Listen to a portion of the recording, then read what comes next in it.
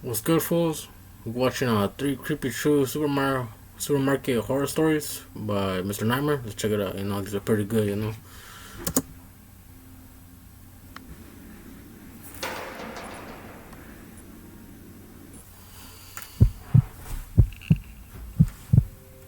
I'm a mother of 3, and so our grocery bills are quite high. My husband works at a tech company, and I currently stay at home raising the kids, who are 10, 7, and 3. I go food shopping at least twice a week, and I usually go to the King Cullen near our house, though I sometimes go to the nearby Target as well. Those are 2 of a very small list of grocery stores in our quiet town. To give as much context as possible, we're an Italian family and I'm currently 40 years old. This happened not even a year ago when I was 39. I was running behind on shopping one day, so I went much later than usual. The King Cullen by us closes at 10, and it was definitely past 9 o'clock already, so I hurried over to the store with my flyers and coupons. The kids were complaining about a lack of food in the house, so I had to get a quick grocery run in. Most days I'd have to go shopping with my 3-year-old daughter Haley. Since it was late and my husband was home from work at this time, for once, I was able to go shopping alone, which I consider a luxury. I got to the King Cullen, which was pretty void of people at this hour, since it would soon be closing. I grabbed a cart and quickly started doing my laps down the aisles and grabbing whatever was on my list and whatever was on sale. I was in the cereal aisle when I got a tap on my shoulder, which startled me. I turned and saw a very tan man about my height with a baseball cap on, a black goatee, and a red zipper-up hoodie and jeans on. He laughed and apologized for startling me, and said that he'd been looking everywhere for a specific bag of chips that was in my cart, and he asked where I found them. I politely told him the aisle, and he said he checked but couldn't find it. So I actually led him exactly to where I found the chips. He thanked me with his awful breath, and I smiled and was about to walk back to my cart, but then he started making pointless conversation with me about why he liked those chips so much. Something silly like the ingredients or a lack of a specific ingredient. I kept trying to make it obvious that I was inching my way back to my cart. He wouldn't get the hint though. It was when he made a weird pause and then said, "Gosh, you're pretty," that I said thank you and that I had to get back to my shopping before they close. I went to my cart, but he followed me and kept talking to me. At this point, as politely as I could, I told him I really would just like to shop in peace. He finally seemed to get the hint and walked away, but for the rest of my time in the store that night, I kept seeing that man circling the aisles. And each time he walked past the aisle I was in, he'd slow down or even stop and just look down at me. I was getting increasingly uncomfortable and hurried up my shopping. When I was finally done, I went to the checkout, and as I emptied my cart, here comes Red Hoodie Guy with a whole 2 or 3 items, and he waits on line right behind me. He doesn't say a word anymore, was waiting. but I felt his gaze even through the back of my head. When I was done checking out, I pushed my cart away, and the man called out, "Have a good night, ma'am," and I ignored it. As I was unloading my car, I noticed the Red Hoodie Guy in the parking lot, looking at me as he walked to his car. He got into a junky-looking Honda that must have been like 30 years old. He didn't turn the car on though, he just sat in it. I finally finished loading my car, so I got inside, started it, and began driving out of the parking lot. I looked in my rearview mirror a few times, and I didn't see any headlights behind me, so I felt safe to drive home. It wasn't until I pulled into the driveway and looked to my left down the street that I realized there was a car with its headlights off driving slowly down the street approaching our house. It pulled to the curb a few houses down. It looked to be that Honda from the parking lot. I went inside the house and called my husband's name. He came downstairs looking concerned, and I told him I was followed home by a creep. He hurried outside to the stoop, but by this time the car was already gone. The following weekend, late at night when we were all in bed, we heard some shuffling around outside in the side yard. I shook my husband to go check what it was, and he went to slide the window open.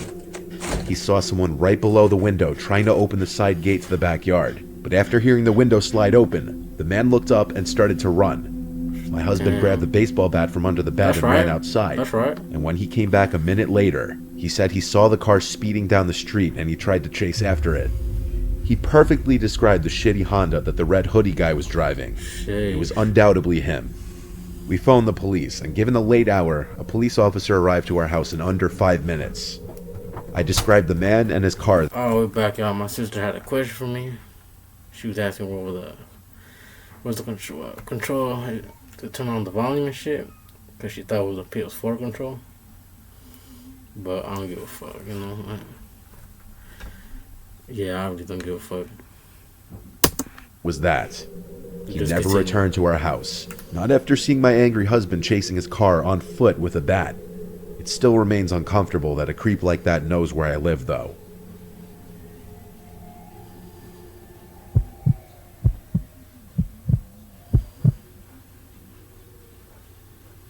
Damn. When I was in college, I worked at sure. Wallbaum's.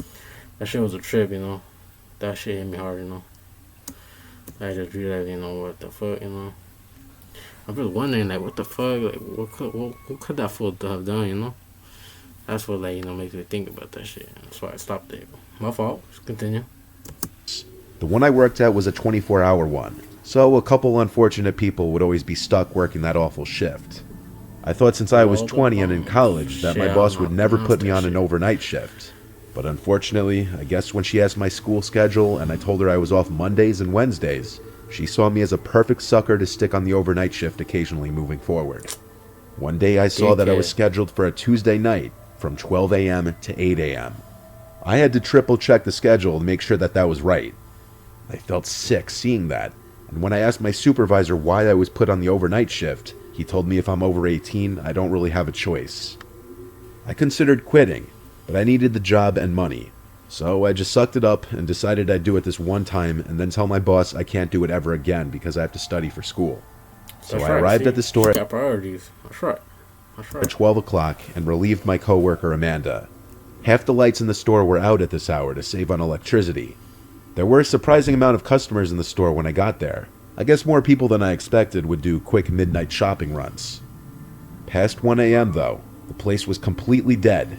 Maybe 3 customers in the entire hour. As it got later in the night, there were less and less customers. It was past 2 a.m. by this point. I was as bored as humanly possible, and there hadn't been a customer in over an hour. I wondered if there were any other employees in the building. There had to be, I figured. They couldn't have a lone 20-year-old running the whole place by himself. There was some bald guy who looked like he could be a manager that kept passing by the front registers every few minutes. He had a key ring attached to his khakis with like 10 keys on it, and he was holding a small backpack-type bag in his hand. So I said, "Excuse me, are you the manager?" And he came over and asked if it was my first day on the job, to which I said it was my first night shift. He shook my hand without giving me his name, and asked me if I could go to the back warehouse of the store and organize the pallets. He said he'd watch the front. Damn. I didn't exactly know what that meant, but I'd figure it out. I walked towards the back of the store, and as That fool probably is not the manager for him. But shit, I don't know, fool. It's fun now. I did, I saw him doing something to the entrance door of the store, like he was reaching for some switch on the side of it, as if he were locking it. I made my way into the back warehouse, where I saw a tall man who looked like he were 30, wearing a manager's vest that said Wallbaum's. He saw my apron and introduced himself as Rob, the night manager. I said, "Oh, I thought the guy in the front was the night manager." And he looked puzzled and said, "Who?" When I described that man from before, he asked me to show him who I was talking about, because he was the only manager on duty. We didn't even make it out of the warehouse before all the lights in the store turned off. What the fuck? Rob told me to wait in the warehouse while he checks out what's going on. I watched as he walked through the warehouse doors into the darkness of the store, with the only light out there being from the lights of the dairy coolers that were still on. I sat on a box on a pallet, and was on my phone trying to text any of my friends who could have been awake about what was happening, when I heard a door from inside the warehouse opening. Shit. It was on the other side of the warehouse, separated by the freezer and dairy fridge. There were 2 ways in and out of the warehouse back into the store.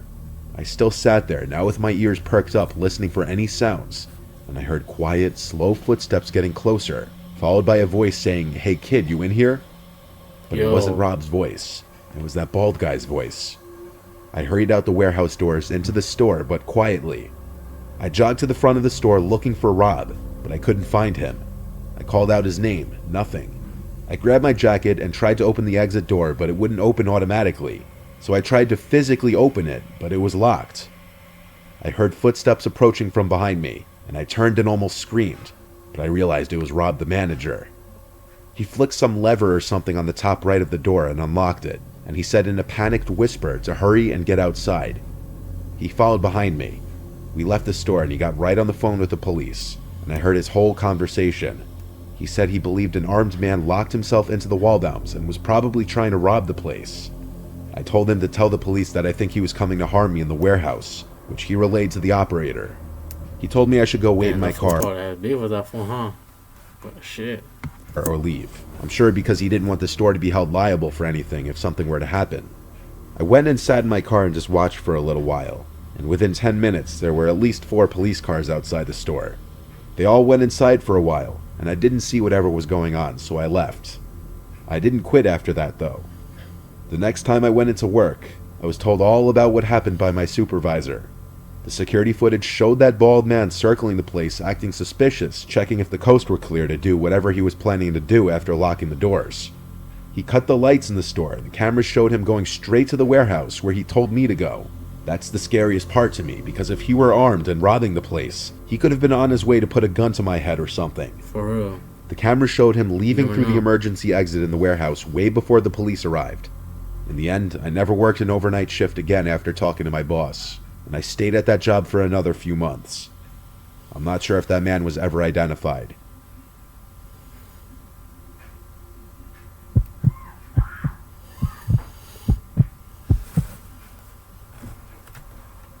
I used to work as a night restock worker at a supermarket in a somewhat rural town. The store was called Great American. It was the biggest and best supermarket in the area. My shift would be as soon as the store would close at 10. I'd work from 10 p.m. to 3 a.m. the latest, restocking the shelves and organizing everything before the next operating day. I of course had the keys to the store for the after hours. It would be a team of 2, myself and one other, either Terry, Carter, or Alfonso. Tonight I was supposed to be working with Terry.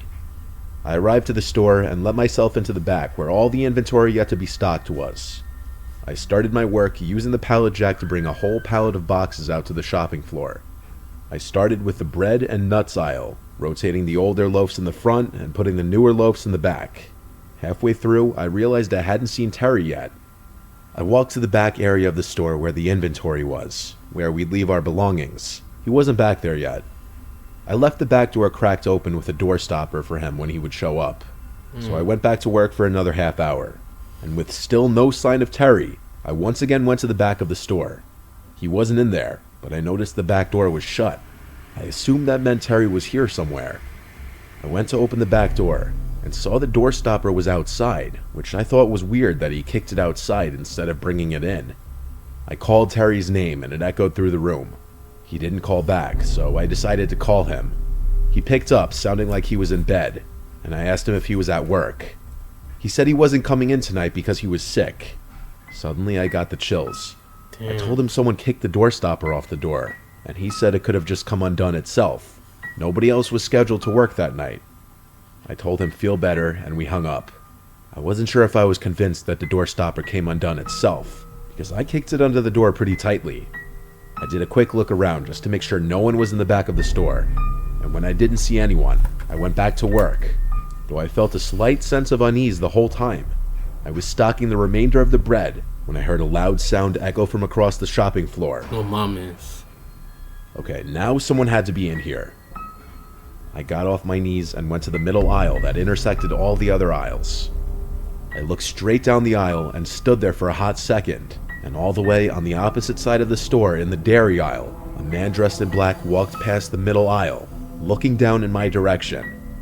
I felt my heart drop. It felt like that scene from the movie Signs where the alien walks past the birthday party. I had to think logically, that maybe this was someone else filling in for Terry's shift that our boss didn't tell me about. I started to speed walk down the center aisle and yelled "excuse me" very loudly. I looked to the left down every aisle I passed since he went towards the front of the store. In one of those aisles, he was waiting at the end of it, standing there fully facing my direction. When he saw me, he walked out of sight in the direction I was just coming from. I yelled "excuse me" again, and started to run down that aisle to catch up to him. I didn't get a good look at his face yet. When I got to the front of the aisle by the cash registers, I looked down the direction he went, and I saw him all the way at the end by the bread aisle. Half his body was hidden behind the shelf. His mouth was hanging open, and he started to wave me over, but he didn't say anything. His face was freaking me out.